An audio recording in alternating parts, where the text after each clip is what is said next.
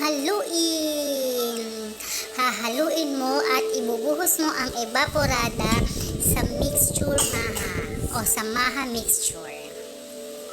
Ibuhos ng ibuhos at hahaluin mo ang maha mixture. Ibang kamay po yan, hindi po yan sa akin. Kay Marty Patty po yan, Marty Patty. Follow Marty Patty sa Facebook at sa YouTube. Marty Cello sa YouTube. Food vlogger na kami ngayon. Alright, pagkatapos ay sindihan ng kalan sa mahinang apoy. At habang ito'y niluluto, hahaluin mo ng hahaluin. Ikikembot mo ng ikikembot. Hahaluin mo ng hahaluin hanggang sa ito'y kumulo. At kapag ito'y kumulo na, ay hahaluin mo pa rin. Walang sawang halo. Halo, halo, halo, halo. Halo, halo, halo. At ibubuhos mo ngayon ang cornstarch slurry na ginawa natin.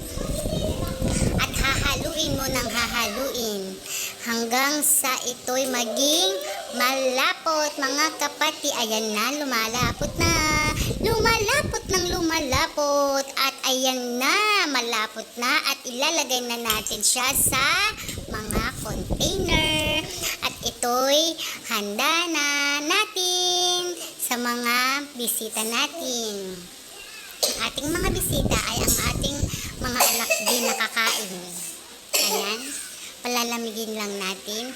Bahala kayo kung pwede ninyong, kung saan nyo pwedeng ilagay, at kayo na rin ang bahala kung palalamigin nyo pa rin. Ako, mas prefer namin ko kainin ito ng mainit. At ayan na! Handa na! Kakain na tayo! Yahoo!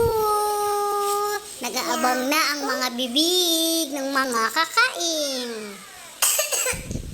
Pero bago ang lahat na yan, may kasamang ubo po yan, mga kapatid. Ayan. Kakain na. Ready to eat.